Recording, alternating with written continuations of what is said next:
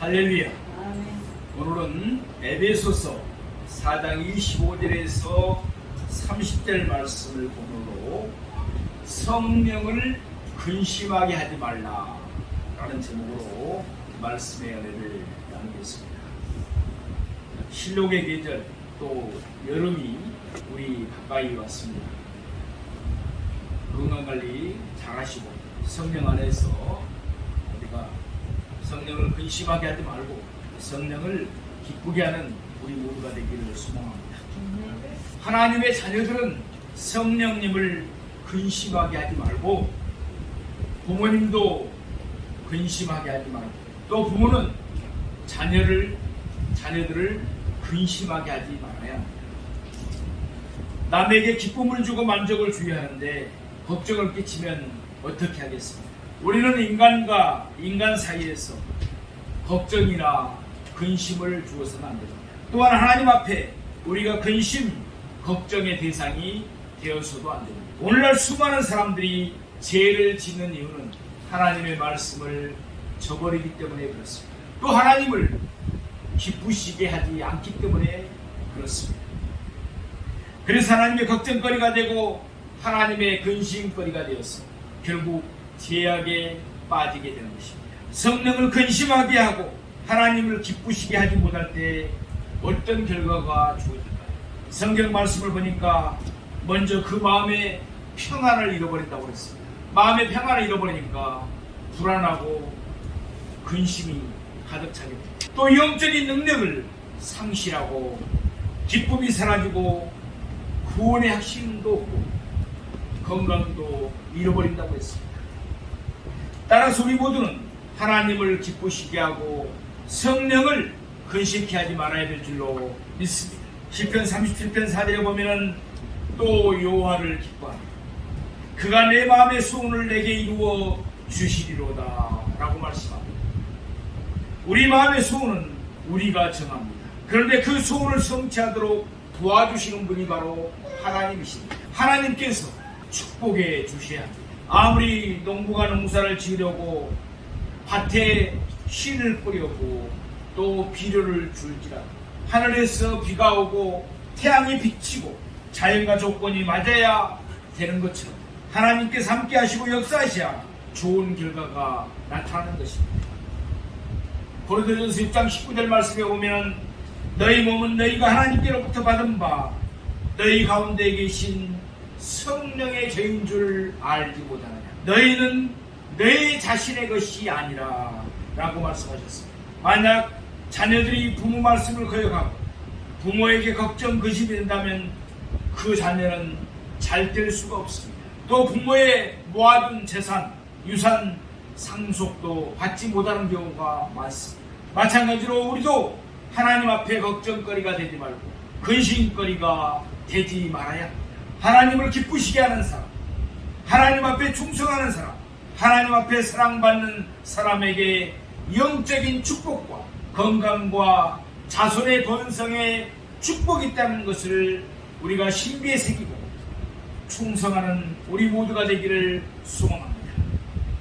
그렇다면 성령을 근심케 하지 않기 위해서는 어떻게 해야 될까요? 오늘 본문에 보니까 첫째, 거짓을 버리고 참된 것을 말해야 합니다. 우리 에베소서 4장 25절 말씀 보십시오. 그런즉 거짓을 버리고 각각 이웃과 더불어 참된 것을 말하라. 이는 우리가 서로 지체가 되리라. 아멘. 거짓을 버리고 참된 것을 말하라고 말씀합니다. 거짓은 무엇입니까? 거짓은 온갖 종류의 부정과 속임수와 계계를 가리킵니다. 즉 악함께를 부려서 거짓말로 이웃을 속이고 부정한 이익을 취하는 것을 말합니다. 출애굽기 20장 16절 말씀에 내 이웃에 대하여 거짓 증거하지 말라고 했습니다. 이 말씀은 십계명의 9번째 계명입니다. 시편 84편 11절 말씀에 보면 여호와 하나님은 해요 방패이시라. 여호와께서 은혜와 영화를 주시며 정직하게 행하는 자에게 좋은 것을 아끼지 아니하실 것이미로다. 아멘. 정직히 행하는 자에게 하나님께서 좋은 것만 허락해 주시겠다고 약속의 말씀을 하셨습니다. 잠언 11장 1절 말씀에도 속이는 저울은 여호와께서 미워하시나 공평한 주는 그가 기뻐하시느니라 라고 말씀합니다. 그러니까 장사를 하든지 사업을 하든지 직장 생활을 하든지 무엇을 하든지 남을 속여서 형통하게 되는 것은 결코 나중에 결과가 좋을 수가 없습니다. 그래서 거짓된 자의 결과는 시편 5편 6절에 보면은 멸망을 당한다고 했습니다. 또 잠언서 10장 31절에 보면은 심판을 받는다고 했습니다. 잠언서 20장 17절에 보면은 고통을 당하게 된다고 했습니다. 또 요한계시록 21장 8절에 보면은 지옥에 간다고 말씀하고 있습니다. 반대로 정직하고 성실하게 사는 사람은 어떠한 삶을 살게 됩니까? 신명기 25장 15절에 보면은 장수하게 된다고 그랬습니다. 시편 32편 11절에 보면은 인생이 기쁘고 즐겁다고 했습니다. 또 시편 112편 2절에 보면은 후손들도 번창하고 복을 받게 된다고 했습니다. 또 잠언서 15장 8절에 보면은 그 기도가 응답하고 역사하신다고 분명히 성경에 말씀하고 있습니다. 우리는 거짓을 버리고 참된 것을 말해야 될 줄로 믿습니다. 성령을 근식케 하는 사람이 누구입니까? 하나님의 걱정거리가 되는 사람이 누구입니까? 바로 거짓되게 사는 사람입니다. 악한 사람은 악을 추구하지만 선한 사람은 선을 추구합니다. 우리 인생의 삶의 목적이 무엇입니까?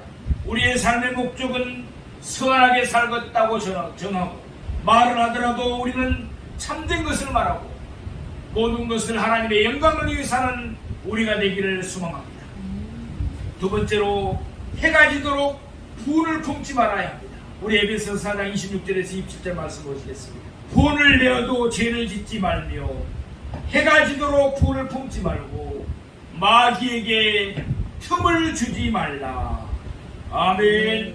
분은 무엇을 말합니까? 화를 내는 것, 격분하는 것, 노여워하는 것을 말합니다. 어떤 정당한 이유가 있다고 할지라도 하나 분을 내서는 안 됩니다. 하나 분을 낸다고 할지라도 하루가 가기 전에 다 풀어야 합니다. 왜냐하면 화를 내거나 분을 내게 되면 마귀가 틈을 타기 때문에 그렇습니다. 마귀가 우리 마음에 들어와서 잘 될 일이 뭐가 있겠습니까? 분을 내거나 화를 내게 되면 인간관계가 파괴가 됩니다. 중상모략을 하게 되는 경우도 있습니다. 미움이 들어옵니다. 오해를 합니다. 악한 마음을 가지고 보복을 하게 되는 경우도 있습니다. 그 사이에 마귀가 들어와서 더 큰 죄를 짓게 만드는 것입니다. 잠언서 21장 19절 말씀에 보면 다투며 성내는 여인과 함께 사는 것보다 강야에서 사는 것이 나으니라 라고 말씀합니다. 무슨 말씀이에요? 싸우고 다투는 바에야 혼자서 마음 편하게 사는 것이 더 낫다는 것입니다. 사나운 사람은 사랑받지 못합니다. 사납고 싸우기 좋아하는 사람은 존경을 받을 수도 없습니다. 야고보서 1장 19절 말씀에 보면 내 사랑하는 형제들아 너희가 알지니 사람마다 듣기는 속히하고 말하기는 더디하며 성내기도 더디하라 라고 말씀합니다. 사랑하시는 여러분, 우리의 입은 몇 개입니까? 하나입니다. 우리의 귀는 몇 개예요? 2개입니다. 듣기는 잘 들 때, 말할 때는 우리가 신중히 하라는 사인인 것입니다. 우리가 성내고 화내고 분내는 것을 통해서는 아무런 도움을 받을 수가 없기 때문에 그렇습니다. 오사카 의과대학에서 개 한 마리를 가지고 시험을 했습니다. 4시간 동안 결박하고 그 개를 찌르면서 때리면서 약을 올렸습니다. 하를 돋구게 한 것이죠. 그런 다음에 그 개의 액을 채취해 보니까 대량의 독소가 배출되었다는 보고서가 있습니다. 그 독소는 개 80마리를 한꺼번에 죽일 수 있는 양이었다고 합니다. 사랑하시는 여러분, 오난이나 분노 이것은 수많은 사람들에게 해를 끼치고 자신의 건강도 파괴합니다. 그래서 사람도 화를 내고 열을 받으면 자신이 죽게 되어 있습니다. 특히나 우리나라 사람들은 성질이 급합니다. 참으로 사건 사고가 발생돼서 매스컴에 보도되는 것을 보면 참으로 안타까운 일이 아닐 수가 없습니다. 순간을 참지 못해서 큰 불행한 사건들을 만들어버리지 않습니까? 잔뜩 돈을 품고 있으면 피 속에서 독소가 나옵니다. 그래서 산모가 화가 나서 분을 품고 아기에게 젖을 먹으면 젖으로 독소가 전달됩니다. 아내가 분을 품고 음식을 만들면 그 음식에 독소가 들어갑니다. 교사가 분을 품고 학생들을 가르치면 그 독소가 전달되어서 교육을 그르치게 되는 것입니다. 요즘 의사들은 암 환자가 오면 혹시 화났던 일이 없었습니까? 라고 꼭 질문을 한다고 합니다. 저도 마찬가지입니다. 우리 교회에 치유받으러 오는 분들, 특히나 암병에 걸려서 온 분들이 있으면 이 질문을 합니다. 섭섭한 일, 억울한 일, 분한 일, 잠 못 이루고 울분을 터뜨리는 일들을 해결하지 못하고 가지고 있으면 그것이 암이 되어 스스로 생명을 단축시키는 것입니다. 그래서 의사가 암 환자를 상담할 때 꼭 가거를 묻는다고 합니다. 가거를 추적하다 보면 자신도 모르게 마음에 응어러진 상처, 오난 관계, 보복 관계가 나타나는 경우가 많습니다. 바로 그 불타는 오난과 분노가 세포를 파괴하고 암에 걸리게 된다는 것입니다. 특히나 여성들이 암병에 걸려서 오는 경우 우리 교회에서도 보면 치유받으러 오는 그 환자들을 상담해 보면 부부관계가 안 좋은 경우가 많습니다. 남편을, 아내를 원수처럼 생각합니다. 남편이나 아내가 얼마나 잘못하고 문제를 일으켰으면 원수처럼 생각하겠습니까? 그 마음을 이해를 합니다. 그래서 우리 교회에서 치유할 때 토설을 하게 하는 것입니다. 그 오락은 통한 것, 분한 것, 마음에 응어러진 것을 하나님 앞에 다 토설하게 합니다. 그러면 얼굴이 변화가 있습니다.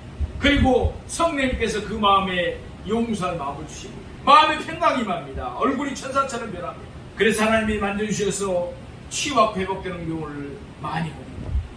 사랑하시는 여러분, 우리는 불을 버리고 노를 버려야 합니다. 결국 그것은 해가 되고 병을 일으키고 죄에 빠지게 하기 때문에 그렇습니다. 성령을 근심하게 하는 것입니다. 절대로 불을 품지 말고 용서할 때 용서하고 또 이해할 때 이해하고 건강을 위해서 마음의 평강을 누리는 우리 모두가 되기를 소망합니다.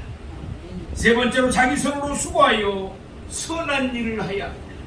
우리 에베소 4장 28절 말씀을 보시겠습니다. 도둑질하는 자는 다시 도둑질하지 말고 돌이켜 가난한 자에게 구제할 수 있도록 자기 손으로 수고하여 선한 일을 하라. 아멘. 도둑질, 즉 남의 물건을 훔치고 절도하는 것, 정당한 일을 하지 않고 이득을 취하는 모든 행위는 결코 하지 말아야 합니다. 10계명의 8번째 계명이 무엇입니까? 출애굽기 20장 15절에 말씀하신 것처럼 도둑질하지 말라입니다. 그래서 우리는 남을 도와주고 착하고 선한 일을 할 때 하나님을 기쁘시게 하고 인생의 보람을 느낍니다.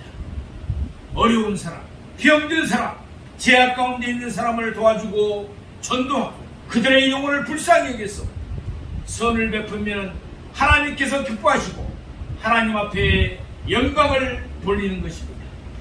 내 자신만을 위해서 일하는 것이 아니라 하나님의 영광을 위해서 사업을 하고 주의 복음을 전파하기 위해서 어려운 사람을 도와주고 구제하는 것, 이것이 우리의 선이라고 말할 수가 있습니다. 잠언서 19장 17절 말씀에 보면 가난한 자를 불쌍히 여기는 것은 여호와께 꾸어드리는 것이니 그의 선행을 그에게 갚아주시리라 라고 말씀합니다. 하나님께서 보장하시고 갚아주신다고 말씀합니다. 사도행전 20장 35절 말씀에 보면 범사에 여러분에게 복음을 보여준 바와 같이 수고하여 약한 사람들을 돕고 또 주 예수께서 친히 말씀하신 바 주는 것이 받는 것보다 복이 있다심을 기억하여야 할지니라 라고 말씀합니다. 사랑을 받는 사람보다 사랑을 주는 사람, 재물을 받는 사람보다 재물을 주는 사람에게 더 큰 복이 있다고 말씀합니다. 한국 유리의 창업자인 고 채토색 장로님은 존경받는 훌륭한 그리스도인이었습니다. 그가 남긴 오록에 보면 이런 말씀이 있습니다. 다른 사람보다 무언가 더 가진 사람은 그것이 힘이든 돈이든 지식이든 상관없이 그것을 사회와 이웃을 위해 봉사하는 데 사용해야 된다. 나는 개인적으로 적어도 기업 이윤의 20%는 사회에 환원해야 한다고 생각하고 또 그러기 위해서 노력해야 한다. 부유하기 때문에 남을 도울 수 있는 것이 아니다. 남을 돕기 때문에 부유한 사람이 되는 것이다. 남을 돕는데 자기가 가지고 있는 것을 쓸 줄 아는 사람은 참된 부자이다 라고 말했습니다. 사랑하시는 여러분, 우리는 도와줄 줄 알아야 됩니다. 다른 사람에게 선을 베풀고 말 한마디 행동 하나라도 다른 사람을 도와주는 사람에게 행복도 번창도 발전도 있는 것입니다. 주님께서 열매 맺지 않는 나무는 찍어버리겠다고 말씀하셨습니다. 무슨 말씀이에요?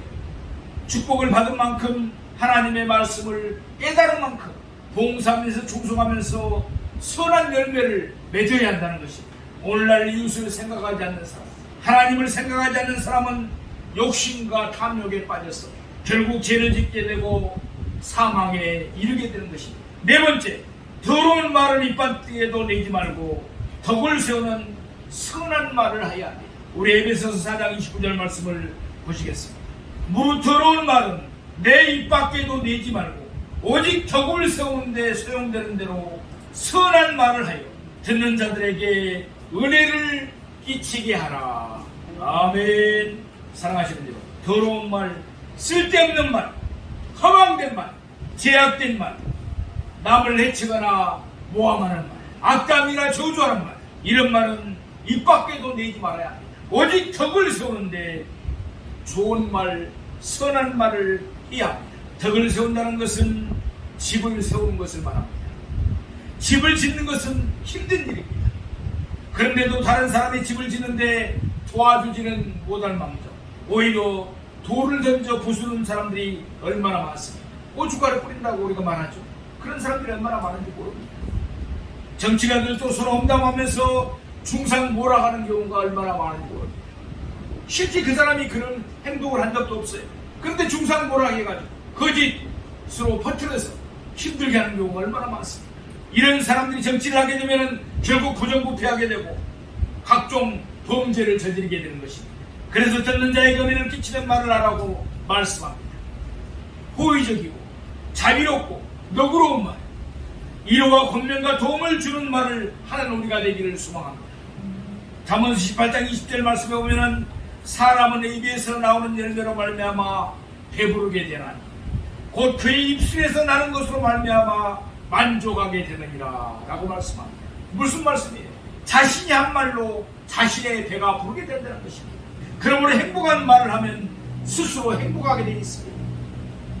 성공하는 말을 하면 성공하게 되어 있고 기쁜 말을 하면 자신이 기쁘게 되어 있습니다. 야고보 3장 2절 말씀에 보면 우리가 다 실수가 많으니 만일 말에 실수가 없는 자라면 곧 온전한 사람이다. 능히 온 몸도 굴레 씌우리라 라고 말씀합니다. 사람들이 쉽게 실수를 하고 죄를 범하는 것은 말을 잘못해서 그런 경우가 많습니다. 말을 잘못해서 사랑받지 못합니다. 실패하고 말에 실수가 많아서 존경받지 못하는 사람이 얼마나 많은지 모릅니다. 가정에서도 마찬가지입니다. 부부가 말을 함부로 합니다. 그러다 보니까 싸우는 경우가 또 얼마나 많습니다. 그래서 말에 실수가 없는 사람은 오늘 야고보서 3장 2절을 보니까 뭐라고 합니까? 온전한 사람이라는 것이에요. 바라고 소망하기는 우리 모두 말에 실수가 없어서 온전한 사람이 되기를 소망합니다. 축복합니다. 사랑하시는 여러분, 앞으로는 말 한마디 한마디를 아주 조심스럽게 하고 실수하지 않고 그래서 존경받고 칭찬받는 온전한 사람들이 되기를 축원드립니다. 유대인 속담에 이런 속담이 있습니다.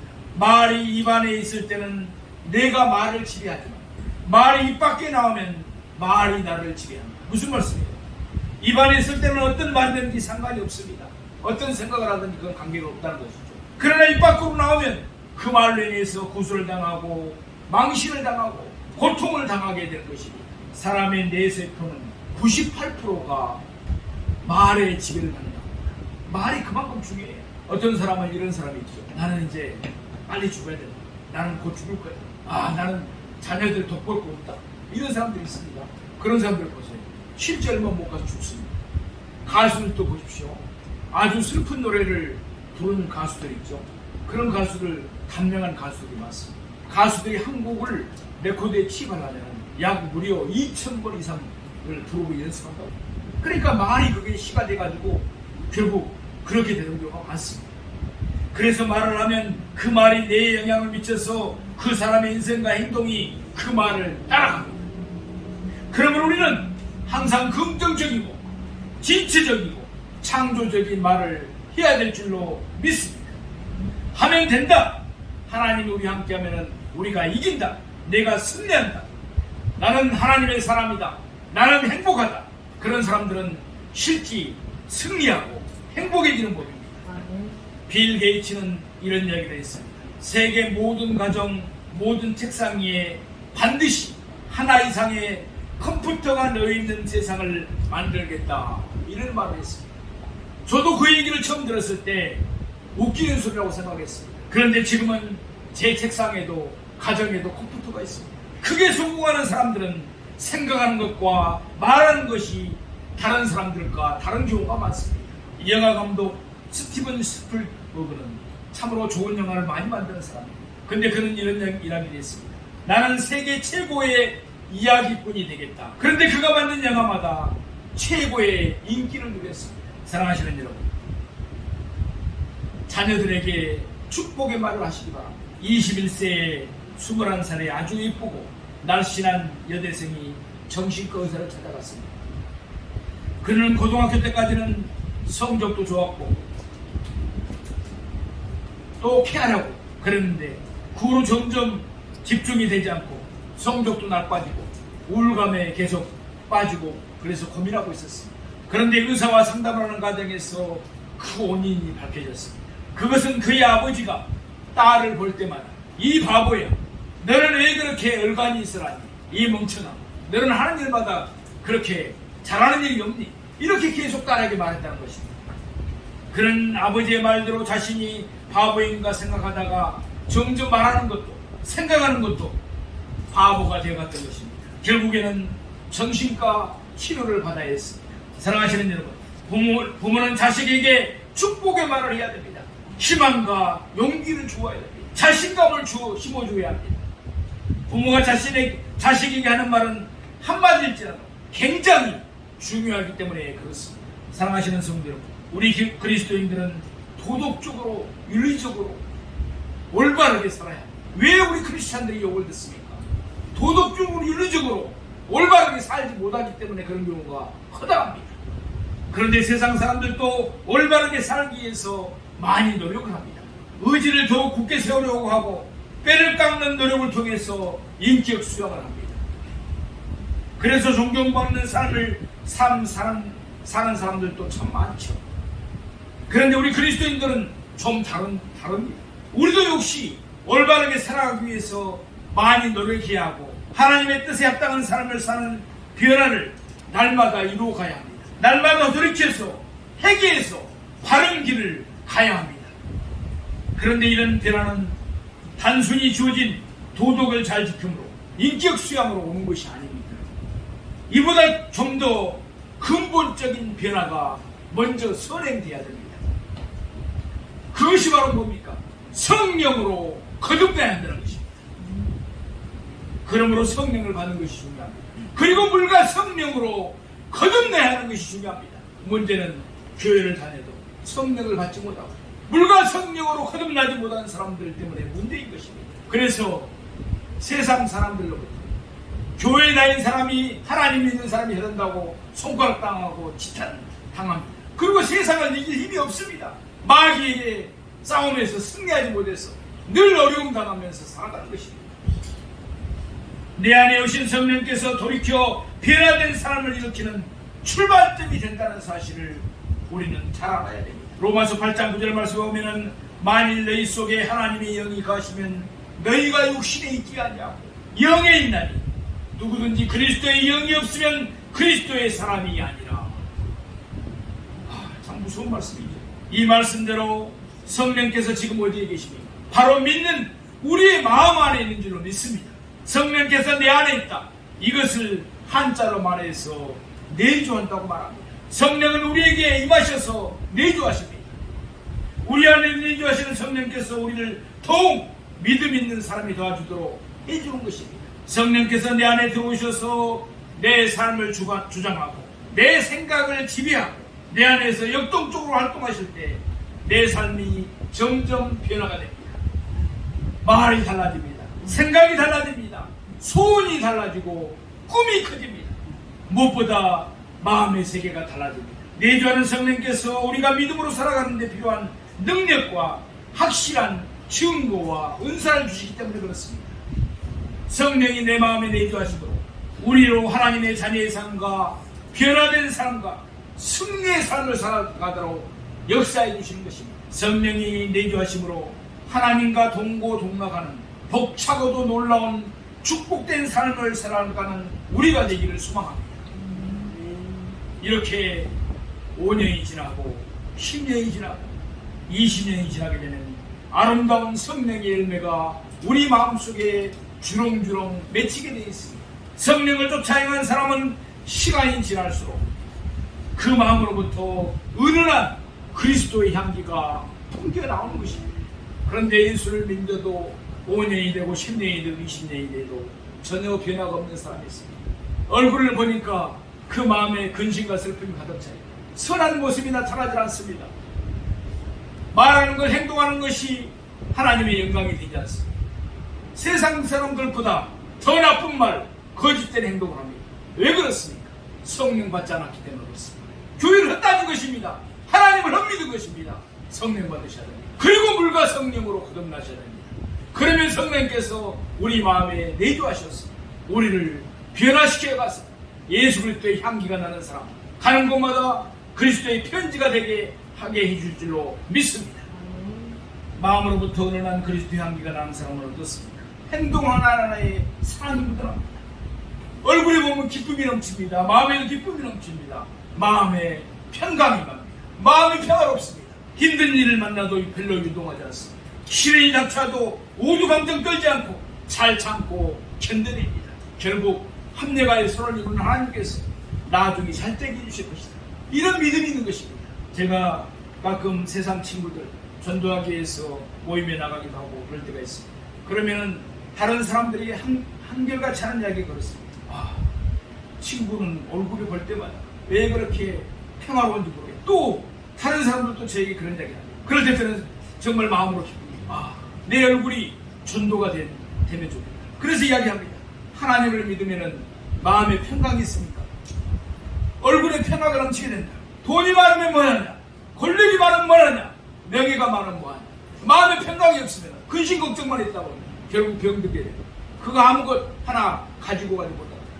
죽으면 끝이다. 지옥 간다. 그러니 예수를 믿고 하나님을 믿고 마음의 평강을 가지고 이 땅에서 승리하면서 살아야 된다. 전도하는 것입니다. 아멘. 다른 사람을 불쌍히 여기고자 하든지 돕고자 하는 마음이 생깁니다. 그리고 혈기가 가득하고 게으르고 방탕했던 사람이 온유해집니다. 얼굴이 바뀝니다. 충성스럽고 거룩한 사람으로 변화가 됩니다. 세상에 유혹이 닥쳐와도 잘 이겨내는 절제의 사람이 되는 것입니다. 우리 모두 날마다 성령님의 인도함에 순종하십시다. 그래야 우리의 생애가 올바른 사고와 자신감, 차가고 선한 말을 통해 행복하게 되시기를 축원합니다. 승리하시기를 원합니다. 하나님 앞에 쓰임받는 사람들이 되기를 축복합니다. 성령님을 근심하게 하지 말고 하나님께 걱정거리가 되지 말고 하나님께 칭찬받고 성령님을 기쁘시게 하고 하나님을 기쁘시게 하는 복 있는 삶을 사는 우리 모두가 되기를 주님의 이름으로 축원드립니다.